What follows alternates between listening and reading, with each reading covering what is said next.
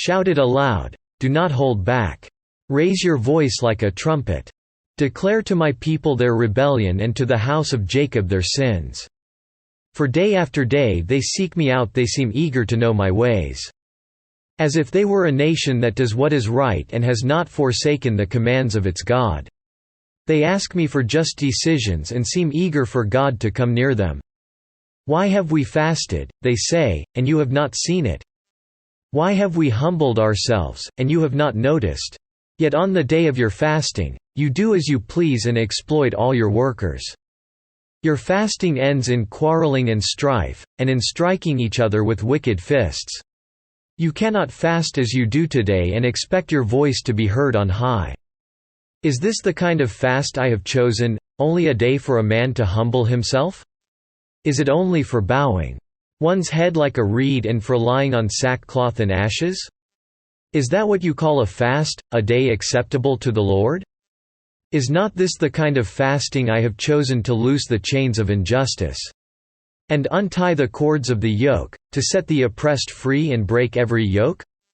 Is it not to share your food with the hungry and to provide the poor wanderer with shelter when you see the naked, to clothe him, and not to turn away from your own flesh and blood?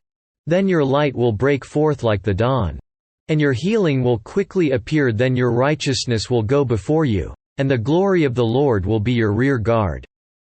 Then you will call, and the Lord will answer. You will cry for help, and he will say, Here am I.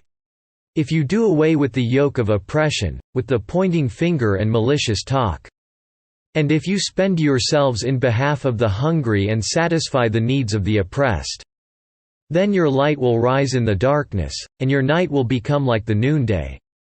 The Lord will guide you always. He will satisfy your needs in a sun-scorched land and will strengthen your frame. You will be like a well-watered garden, like a spring whose waters never fail. Your people will rebuild the ancient ruins and will raise up the age-old foundations. You will be called repairer of broken walls, restorer of streets with dwellings. If you keep your feet from breaking the Sabbath and from doing as you please on my holy day, if you call the Sabbath a delight and the Lord's holy day honorable, and if you honor it by not going your own way and not doing as you please or speaking idle words, then you will find your joy in the Lord, and I will cause you to ride on the heights of the land, and to feast on the inheritance of your father Jacob. The mouth of the Lord has spoken.